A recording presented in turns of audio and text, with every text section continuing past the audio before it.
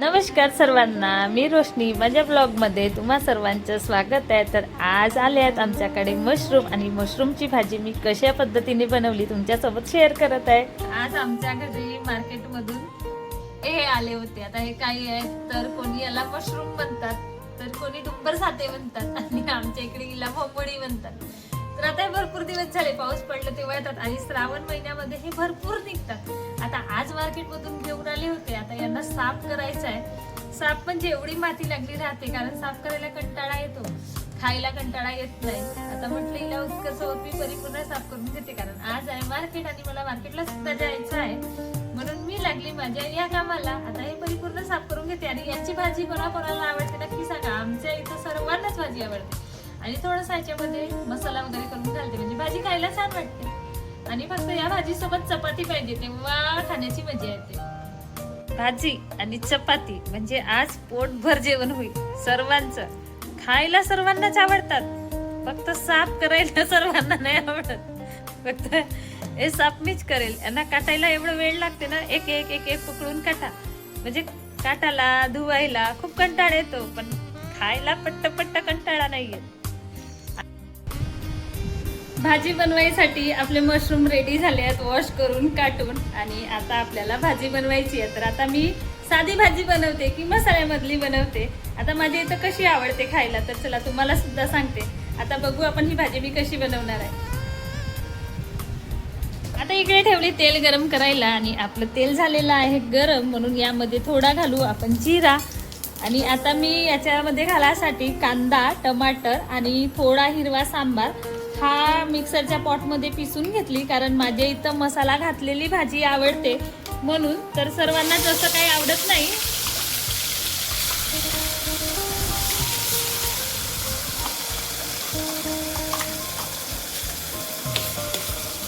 भरपूरशे फक्त कांदा आणि टमाटर घालतात, वरून थोडा मसाला घालून बनवतात। पण माझ्या इथं ही भाजी थोडी ग्रेव्हीवाली पाहिजे, आधीपासूनच अशी आवडते यांना आणि मुलांना सुद्धा।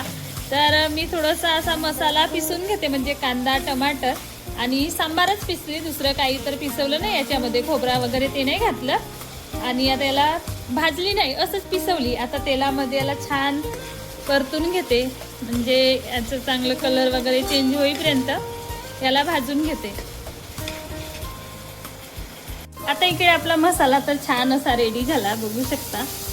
आता याच्यामध्ये आपल्याला तिखट घालायचं आहे, तर मी याच्यामध्ये तिखट घेतली, नमक, धनिया पावडर, घरचा थोडा काळा मसाला घातली आणि एक मटन मसाल्याचा पॅकेट होता त्यामधला थोडा मसाला घातली। आता याला छान परतून घेऊ आणि मग याला शिजू देऊ। ही भाजी कोणाकोणाला आवडते आणि अशा पद्धतीने बनवलेली कोणाला आवडते नक्की कमेंटमध्ये सांगा, कारण सर्वांना सारखी पद्धत आवडत नाही आणि सर्वांना तशी मसालेवाली सुद्धा आवडत नाही।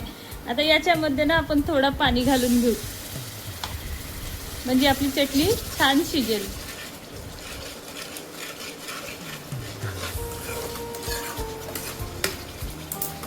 आता हिला थोडा वेळ असं शिजवून घेऊ, त्याच्यानंतर आपण याच्यामध्ये मग घालू। आता ही झाली आपली चटणी छान अशी रेडी आणि बघू शकता, बघायलाच किती छान दिसत आहे म्हणजे भाजी आपली टेस्टी बनणार आहे। तर आता याच्यामध्ये आपण पूर्ण मशरूम घालून घेऊ।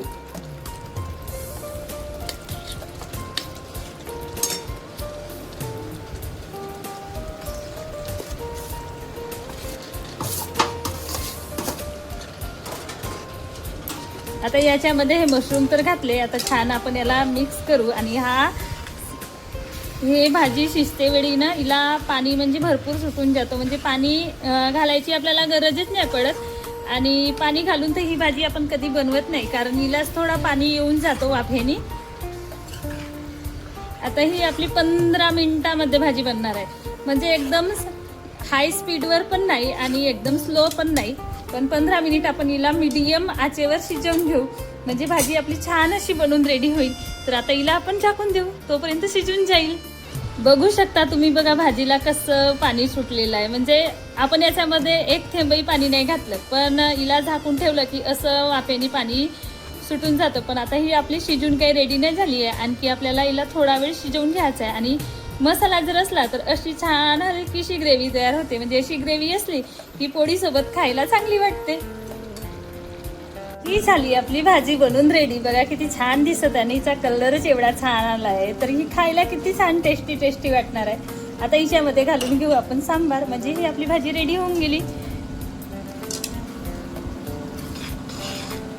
अशी हलकीशी ग्रेव्ही पाहिजे भाजीला.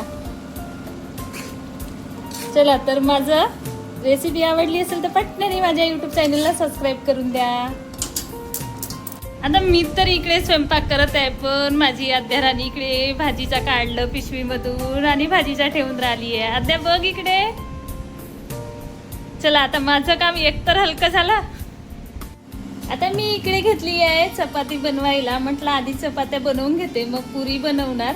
कारण जर चपाती बनवली तर माझ्या साहेबांना काही जास्त आवडत नाही आणि खातील तर 1 किंवा 2 खातात आणि मग चपाती नाही राहिली तर त्यांचं जेवण काही बरोबर होत नाही. म्हणून म्हटलं आधी चपात्या बनवून घेते, मग पुरी बनवेल. आता पुरी तर मला, उत्कर्षला, आद्याला भरपूर आवडते, पण यांनाच तेवढं काही आवडत नाही.